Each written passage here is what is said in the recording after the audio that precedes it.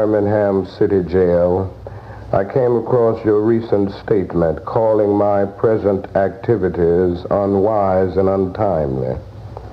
Seldom do I pause to answer criticism of my work and ideas.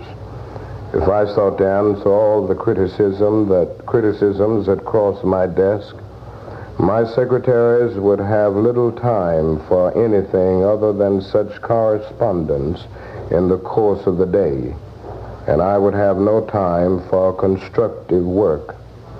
But since I feel that you are men of genuine goodwill and that your criticisms are sincerely set forth, I want to try to answer your statement in what I hope will be patient and reasonable terms. I think I should indicate why I am here in Birmingham, since you have been influenced by the view which argues against outsiders coming in. I have the honor of serving as president of the Southern Christian Leadership Conference, an organization operating in every southern state with headquarters in Atlanta, Georgia. We have some 85 affiliated organizations across the South, and one of them is the Alabama Christian Movement for Human Rights. Frequently, we share staff, educational, and financial resources with our affiliates. Several months ago, the affiliate here in Birmingham asked us to be on call to engage in a nonviolent direct action program if such were deemed necessary. We readily consented, and when the hour came, we lived up to our promise. So I, along with several members of my staff, am here because I was invited here. I am here because I have organizational ties here.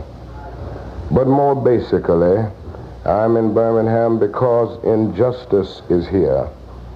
Just as the prophets of the 8th century B.C. left their villages and carried their "Thus saith the Lord" far beyond the boundaries of their hometowns, and just as the Apostle Paul left his village of Tarsus and carried the gospel of Jesus Christ to the far corners of the Greco-Roman world, so am I compelled to carry the gospel of freedom beyond my own hometown. Like Paul, I must constantly respond to the Macedonian call for aid. Moreover, I am cognizant of the interrelatedness of all communities and states. I cannot sit idly by in Atlanta and not be concerned about what happens in Birmingham. Injustice anywhere is a threat to justice everywhere. We are caught in an inescapable network of mutuality, tied in a single garment of destiny. Whatever affects one directly affects all indirectly. You deplore the demonstrations taking place in Birmingham, but your statement, I am sorry to say, fails to express a similar concern for the conditions that brought about the demonstrations. I am sure that none of you would want to rest content with a superficial kind of social analysis that deals merely with effects and does not grapple with underlying causes. It is unfortunate that demonstrations are taking place in Birmingham, but it is even more unfortunate that the city's white power structure left the Negro community with no alternative. In any nonviolent campaign, there are 4 basic steps: collection of the facts to determine whether injustices exist, negotiation, self-purification, and direct action. We have gone through all these steps in Birmingham. There can be no gainsaying the fact that racial injustice engulfs this community. Birmingham is probably the most thoroughly segregated city in the United States. Its ugly record of brutality is widely known. Negroes have experienced grossly unjust treatment in the court. There have been more unsolved bombings of Negro homes and churches in Birmingham than in any other city in the nation. These are the hard, brutal facts of the case. On the basis of these conditions, Negro leaders sought to negotiate with the city fathers, but the latter consistently refused to engage in good faith negotiation. Then last September came the opportunity to talk with leaders of Birmingham's economic community. In the course of the negotiations, certain promises were made by the merchants, for example, to remove the store's humiliating racial signs. On the basis of these promises, the Reverend Fred Shuttleworth and the leaders of the Alabama Christian Movement for Human Rights agreed to a moratorium on all demonstrations. As the weeks and months went by, we realized that we were the victims of a broken promise. A few signs, briefly removed, returned. The others remained. As in so many past experiences, our hopes had been blasted, and the shadow of deep disappointment settled upon us. We had no alternative except to prepare for direct action, whereby we would present our very bodies as a means of laying our case before the conscience of the local and the national community. Mindful of the difficulties involved, we decided to undertake a process of self-purification. We began a series of workshops on nonviolence, and we repeatedly asked ourselves, are you able to accept blows without retaliating? Are you able to endure the ordeal of jail? We decided to schedule our direct action program for the Easter season, realizing that except for Christmas, this is the main shopping period of the year. Knowing that his strong economic withdrawal program would be the byproduct of direct action, we felt that this would be the best time to bring pressure to bear on the merchants for the needed change. Then it occurred to us that Birmingham's mayoral election was coming up in March, and we speedily decided to postpone action until after the election day, when we discovered that the Commissioner of Public Safety, Eugene Bull Connor, had piled up enough votes to be in the runoff. We decided again to postpone action until the day after the runoff so that the demonstrations could not be used to cloud the issues. Like many others, we waited to see Mr. Connor defeated, and to this end we endured postponement after postponement. Having aided in this community need, we felt that our direct action program could be delayed no longer. You may well ask, why direct action? Why sit-ins, marches, and so forth? Isn't negotiation a better path? You're quite right in calling for negotiation. Indeed, this is the very purpose of direct action. Nonviolent direct action seeks to create such a crisis and foster such a tension that a community which has constantly refused to negotiate is forced to confront the issue. It seeks so to dramatize the issue that it can no longer be ignored. My citing the creation of tension as part of the work of the nonviolent resistor may sound rather shocking, but I must confess that I am not afraid of the word tension. I have earnestly opposed violent tension, But that is a type of constructive, nonviolent tension which is necessary for growth.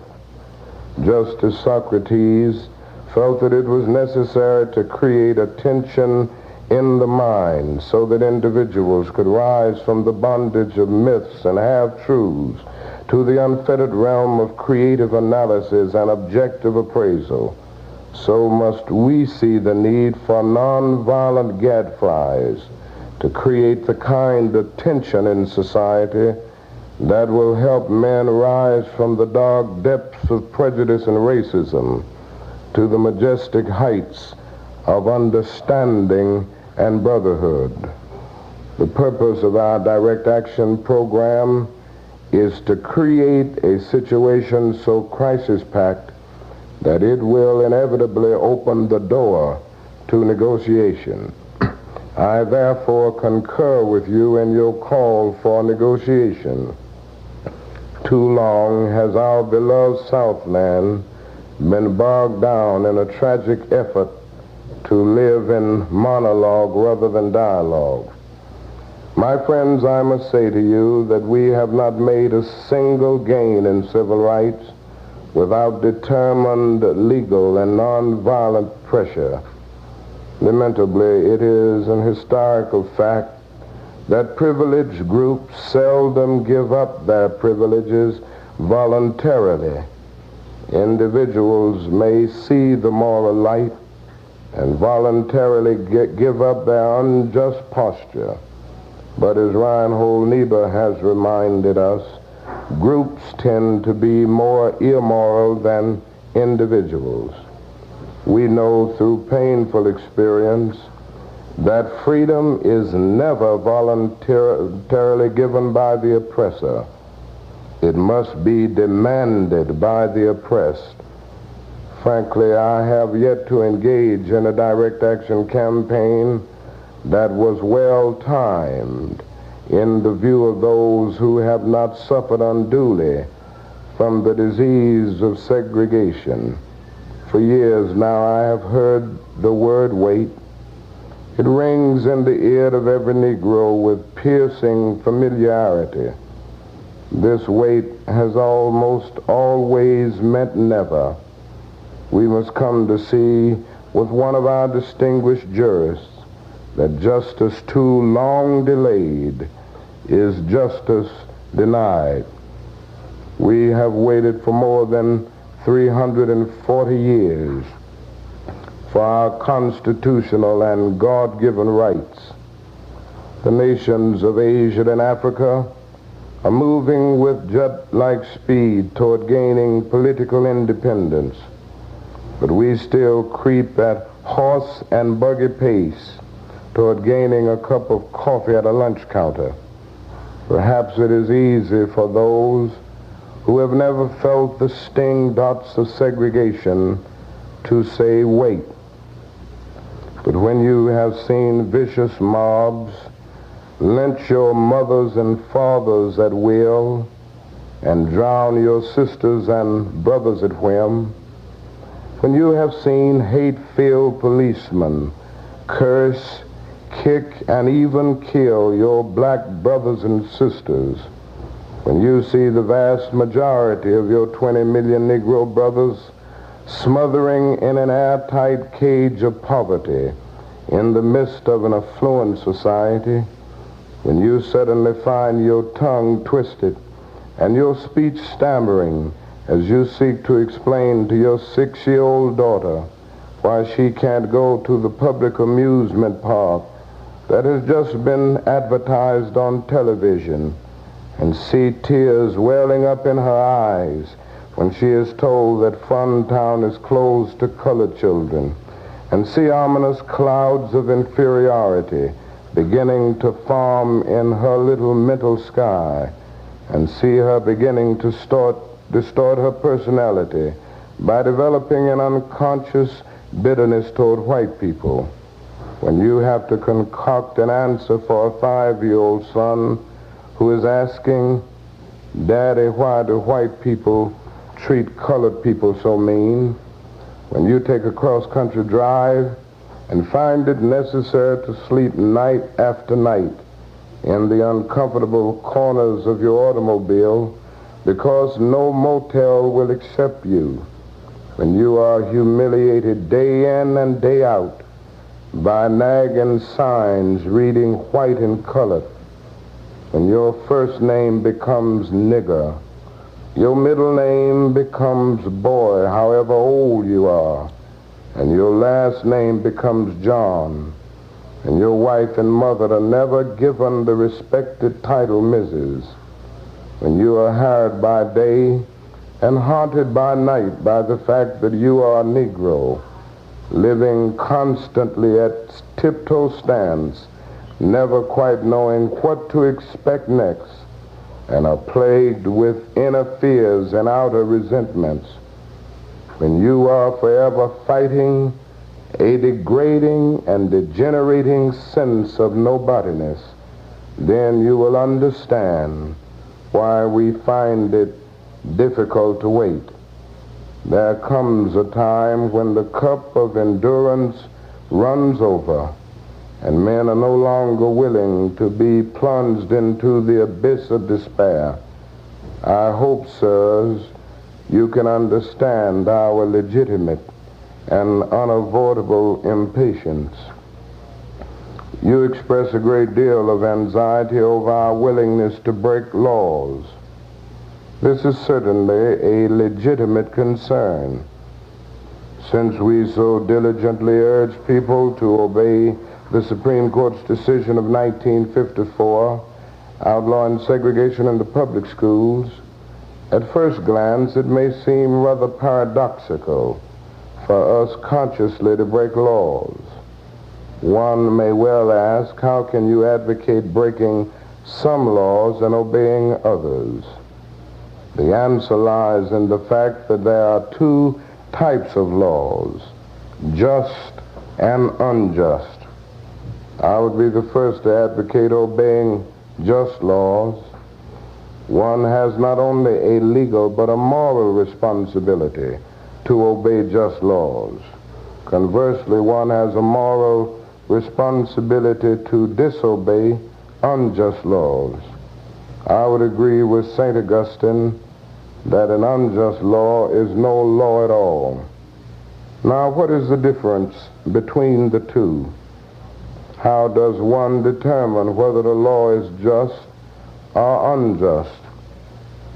A just law is a man-made code that squares with the moral law or the law of God. An unjust law is a code that is out of harmony with the moral law. To put it in the terms of St. Thomas Aquinas, an unjust law is a human law that is not rooted in eternal and natural law. Any law that uplifts human personality is just. Any law that degrades human personality is unjust. All segregation statutes are unjust because segregation distorts the soul and damages the personality. It gives the segregator a false sense of superiority and the segregated a false sense of inferiority. Segregation, to use the terminology of the Jewish philosopher Martin Buber, substitutes an I-it relationship for an I-thou relationship and ends up relegating persons to the status of things. Hence, segregation is not only politically, economically, and sociologically unsound, it is morally wrong and sinful. Paul Tillich has said that sin is separation, is not segregation, an existential expression of man's tragic separation, his awful estrangement, his terrible sinfulness. Thus, it is that I can urge men to obey the 1954 decision of the Supreme Court, for it is morally right, and I can urge them to disobey segregation ordinances, for they are morally wrong. Let us consider the more concrete expression of just and unjust laws. An unjust law is a code that a numerical or power majority group compels a minority group to obey, but does not make binding on itself. This is difference made legal. But by the same token, a just law is a code that a majority compels a minority to follow, and that is, it is willing to follow itself. This is sameness made legal. Let me give another explanation. A law is unjust if it is inflicted on a minority that as a result of being denied the right to vote had no part in enacting or devising the law. Who can say that the legislature of Alabama, which set up that state's segregation laws, was democratically elected? Throughout Alabama, all sorts of devious methods are used to prevent Negroes from becoming registered voters. And there are some counties in which, even though Negroes constitute a majority of the population, not a single Negro is registered. Can any law enacted under such circumstances be considered democratically structured? Sometimes a law is just on its face and unjust in its application. I hope you are able to see the distinction I am trying to point out. In no sense do I advocate evading or defying the law, as would the rabid segregationists. That would lead to anarchy. One who breaks an unjust law must do so openly, lovingly, and with a willingness to accept the penalty. I submit that an individual who breaks a law that conscience tells him is unjust and who willingly accepts the penalty of imprisonment in order to arouse the conscience of the community over its injustice is in reality expressing the highest respect for law. Of course, that is nothing new about this kind of civil disobedience. It was evidenced sublimely in the refusal of Shadrach, Meshach, and Abednego to obey the laws of Nebuchadnezzar on the ground that a higher moral law was at stake. It was practiced superbly by the early Christians who were willing to face hungry lions and the excruciating pain of chopping blocks rather than submit to certain unjust laws of the Roman Empire. To a degree, academic freedom is a reality today because Socrates practiced civil disobedience. In our own nation, the Boston Tea Party represented a massive act of civil disobedience. We should never forget that everything Adolf Hitler did in Germany was legal, and everything the Hungarian freedom fighters did in Hungary was illegal. It was illegal to aid and comfort a Jew in Hitler's Germany. Even so, I am sure that had I lived in Germany at the time, I would have aided and comforted my Jewish brothers. If today I lived in a communist country where certain principles dear to the Christian faith are suppressed, I would openly advocate disobeying that country's anti-religious laws. I must make two honest confessions to you, my Christian and Jewish brothers. First, I must confess that over the past few years I have been gravely disappointed with the white moderate. I have almost reached the regrettable conclusion that the Negro's great stumbling block in his stride toward freedom is not the white citizens' counselor or the Ku Klux Klaner, but the white moderate who is more devoted to order than to justice. who prefers a negative peace, which is the absence of tension, to a positive peace, which is the presence of justice, who constantly says, I agree with you in the goal you seek, but I cannot agree with your methods of direct action, who paternalistically believes he can set the timetable for another man's freedom, who lives by a mythical concept of time, and who constantly advises the Negro to wait for a more convenient season. Shallow understanding from people of goodwill is more frustrating than absolute misunderstanding from people of ill will. Lukewarm acceptance is much more bewildering than outright rejection. I had hoped that the white moderate would understand that law and order exist for the purpose of establishing justice, and that when they fail in this purpose, they become the dangerously structured dams that block the flow of social progress. I had hoped that white moderates would understand that the present tension in the South is a necessary phase of the transition from an obnoxious negative peace in which the Negro passively accepted his unjust plight to a substantive and positive peace in which all men will respect the dignity and worth of human personality. Actually, we who engage in nonviolent direct action are not the creators of tension. We merely bring to the surface the hidden tension that is already alive. We bring it out in the open where it can be seen and dealt with, like a boil that can never be cured so long as it is covered up, but must be open with all its ugliness to the natural medicines of air and light.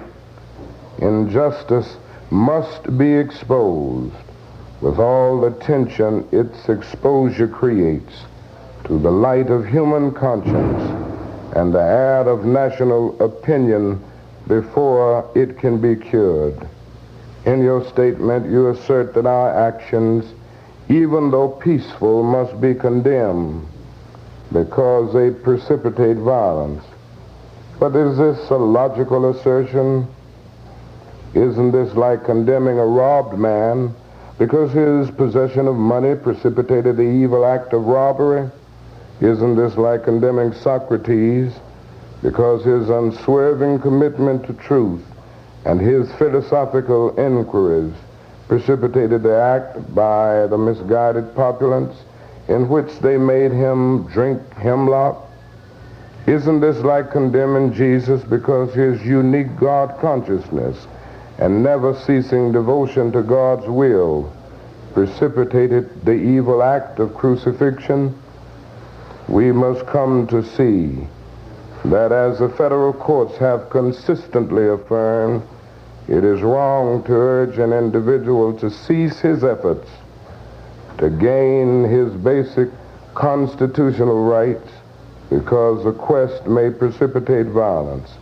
Society must protect the robbed and punish the robber.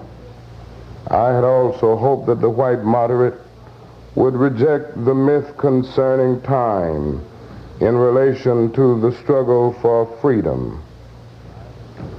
More and more, I feel that the people of ill will have used time much more effectively than have the people of goodwill.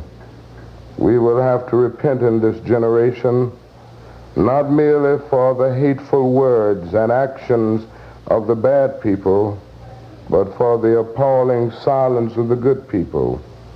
Human progress never rolls in on the wheels of inevitability. It comes through the tireless efforts of men willing to be co-workers with God. And without this hard work, time itself becomes an ally of the forces of social stagnation. We must use time creatively in the knowledge that the time is always ripe to do right. Now is the time to make real the promise of democracy and transform our pending national elegy into a creative psalm of brotherhood. Now is the time to lift our national policy from the quicksand of racial injustice to the solid rock of human dignity. You speak of our activity in Birmingham as extreme. At first I was rather disappointed that fellow clergymen would see my nonviolent efforts as though hatred. And it comes perilously. One is a force of complacency, made up in part of Negroes who, as a result of long years of oppression, are so drained of self-respect and a sense of somebodyness that they have adjusted to segregation, and in part of a few middle-class Negroes who, because of a degree of academic and economic security, and because in some ways they profit by segregation, have become insensitive to the problems of the masses. The other force is one of bitterness and hatred, and it comes perilously close to advocating violence. It is expressed in the various black nationalist groups that are springing up across the nation, nourished by the Negro's frustration over the continued existence of racial discrimination. This movement is made up of people who have lost faith in America, who have absolutely repudiated Christianity, and who have concluded that the white man is an incorrigible devil. I have tried to stand between these two forces, saying that we need emulate neither the do-nothingism of the complacent nor the hatred and despair of the black nationalists. For that is a more excellent way of love and nonviolent protest. I am grateful to God that through the influence of the Negro Church, the way of nonviolence became an integral part of our struggle. If this philosophy had not emerged, by now the hatred and despair of the black nationalists. For that is a more excellent way of love and nonviolent protest. I am grateful to God that through the influence of the Negro Church, the way of nonviolence became an integral part of our struggle. If this philosophy had not emerged, by now many streets of the South would, I am convinced, be flowing with blood. And I am further convinced that if our white brothers dismiss as rabble-rousers and outside agitators those of us who employ nonviolent direct action, and if they refuse to support our nonviolent efforts, millions of Negroes will, out of frustration and despair, seek solace and security in black nationalist ideologies, a development that would inevitably lead to a frightening racial nightmare. Oppressed people cannot remain depressed forever. The yearning for freedom eventually manifests itself, and that is what has happened to the American Negro. Something within has reminded him of his birthright of freedom, and something without has reminded him that it can be gained. Consciously, unconsciously, he has been caught up by the spirit of the times, and with his black brothers of Africa and his brown and yellow brothers of Asia, South America, and the Caribbean, the United States Negro is moving with a sense of great urgency toward the promised land of racial justice. If one recognizes this vital urge that has engulfed the Negro community, one should readily understand why public demonstrations are taking place.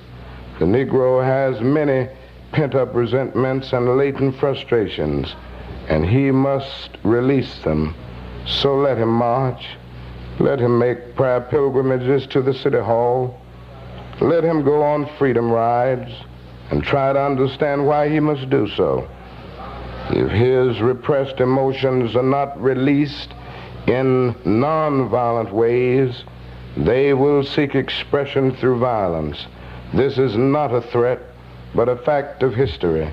So I have not said to my people, get rid of your discontent. Rather, I have tried to say that this normal and healthy discontent can be channeled into the creative outlet of nonviolent direct action. And now this approach is being termed extremist. But though I was initially disappointed at being categorized as an extremist, as I continued to think about the matter, I gradually gained a measure of satisfaction from the label. Was not Jesus an extremist for love? Love your enemies, bless them that curse you, do good to them that hate you, and pray for them which despitefully use you and persecute you. Was not Amos an extremist for justice? Let justice roll down like waters, and righteousness like a mighty stream. Was not Paul an extremist for the Christian gospel? I bear in my body the marks of the Lord Jesus Christ. Was not Martin Luther an extremist? Here I stand, I cannot do otherwise, so help me God. Was not John Bunyan an extremist? I will stay in jail to the end of my days before I make a butchery of my conscience. And Abraham Lincoln, this nation cannot survive half slave and half free. And Thomas Jefferson, we hold these truths to be self-evident, that all men are created equal. So the question is not whether we will be extremists, but what kind of extremists we will be. Will we be extremists for hate or for love? Will we be extremists for the preservation of injustice or for the extension of justice? In that dramatic scene on Calvary's Hill, 3 men were crucified. We must never forget that all 3 were crucified for the same crime, the crime of extremism. 2 were extremists for immorality, and thus fell below that environment. The other, Jesus Christ, was an extremist for love, truth, and goodness, and thereby rose above his environment. Perhaps the South, the nation, and the world are in dire need of creative extremists. I had hoped that the white moderate would see this need. Perhaps I was too optimistic. Perhaps I expected too much. I suppose I should have realized that few members of the oppressor race can understand the deep groans and passionate yearnings of the oppressed race, and still fewer have the vision to see that injustice must be rooted out by strong, persistent, and determined action. Let me take note of my other major disappointment. I have been so greatly disappointed with the white church and its leadership. Of course, there are some notable exceptions, and I am not unmindful of these. But despite these notable exceptions, I must honestly reiterate that I have been disappointed with the church. I do not say this as one of those negative critics who can always find something wrong with the church. I say this as a minister of the gospel who loves the church, who was nurtured in its bosom, who has been sustained by its spiritual blessings, and who will remain true to it as long as the cords of life shall lengthen.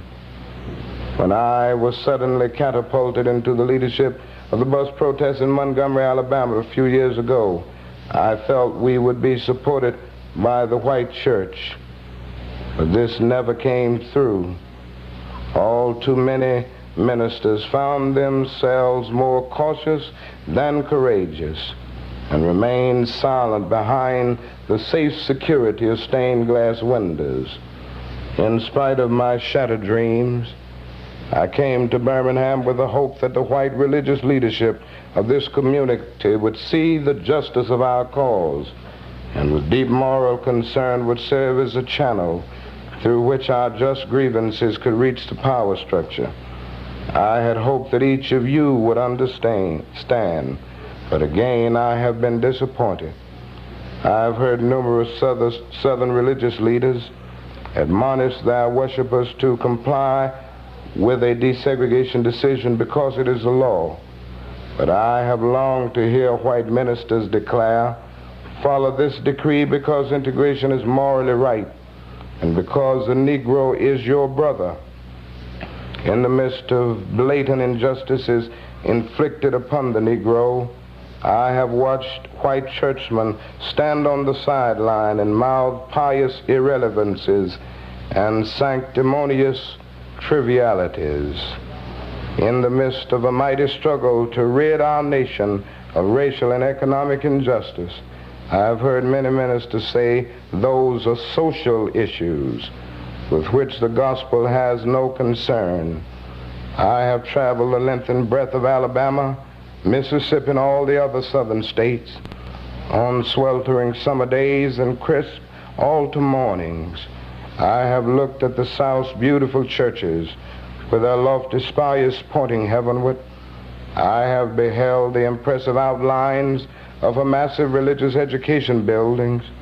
Over and over, I have found myself asking, what kind of people worship here? Who is our God? Where were their voices when the lips of Governor Barnett dripped with words of interposition and nullification? Where were they when Governor Wallace gave a clarion call for defiance and hatred? Where were their voices of support when bruised and weary Negro men and women decided to rise from the dark dungeons of complacency to the bright hills of creative protest?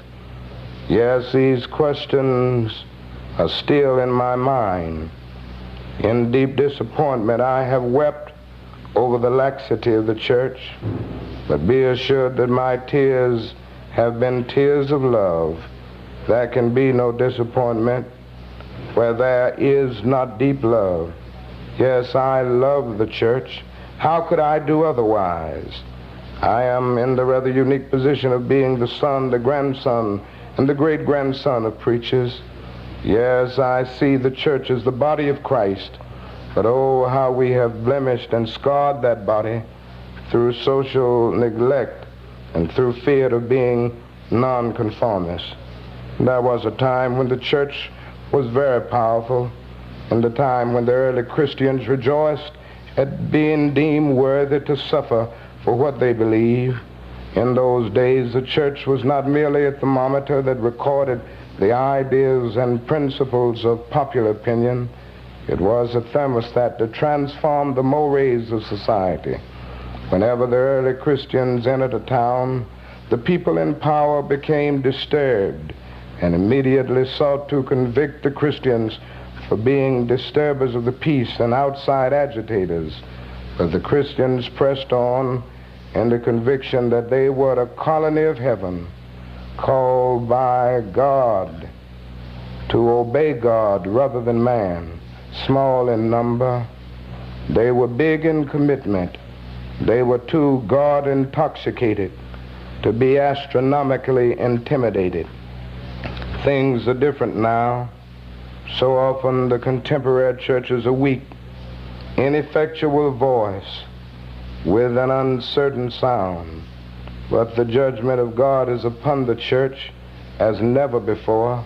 If today's church does not recapture the sacrificial spirit of the early church, it will lose its authentic ring and forfeit the loyalty of millions and be dismissed as an irrelevant social club with no meaning for the 20th century.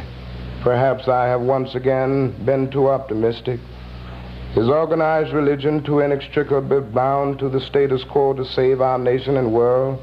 Perhaps I must turn my faith to the inner spiritual church, the church within the church, as the true ecclesia and the hope of the world.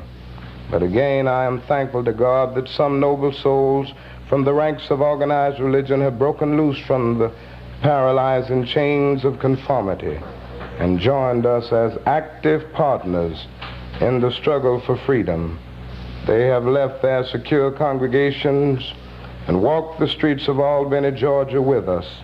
They have gone down the highways of the South on torturous rides for freedom. Yes, they have gone to jail with us Some have been dismissed from their churches, have lost the support of their bishops and fellow ministers, but they have acted in the faith that right defeated is stronger than evil triumphant. And their witness has been the spiritual salt that has preserved the true meaning of the gospel in these troubled times. They have carved a tunnel of hope through the dark mountain of despair. I hope the church as a whole will meet the challenge of this decisive hour. But even if the church does not come to the aid of justice, I have no despair about the future.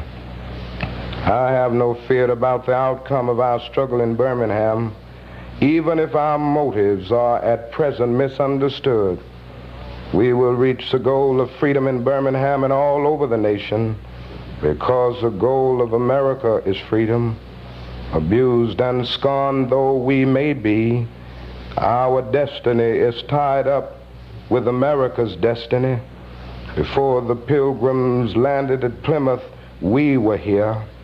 Before the pen of Jefferson etched the majestic words of the Declaration of Independence across the pages of history, we were here. For more than 2 centuries, our forebears labored in this country without wages. They made cotton king. They built the homes of their masters while suffering gross injustice and shameful humiliation. And yet out of a bottomless vitality, they continue to thrive and develop. If the inexpressible cruelties of slavery could not stop us, the opposition we now face will surely fail.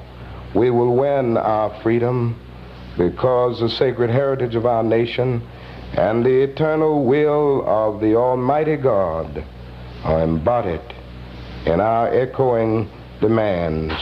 Never before have I written so long a letter. I'm afraid it is much too long to take your precious time. I can assure you that it would have been much shorter if I had been writing from a comfortable desk. But what else can one do when he is alone in a narrow jail cell other than write long letters, think long thoughts, and pray long prayers? If I have said anything in this letter that overstates the truth and indicates an unreasonable impatience, I beg you to forgive me. If I've said anything that understates the truth and indicates my having a patience that allows me to settle for anything less than brotherhood, I beg God to forgive me. I hope this letter finds you strong in the faith. I also hope that circumstances will soon make it possible for me to meet each of you, not as an integrationist or as a civil rights leader, but as a fellow clergyman and a Christian brother. Let us all hope that the dark clouds of racial prejudice will soon pass away and the deep fog of misunderstanding will be lifted from our fear-drenched communities, and in some not too distant tomorrow, the radiant stars of love and brotherhood will shine over our great nation with all their scintillating beauty. Yours for the cause of peace and brotherhood, Martin Luther King, Jr.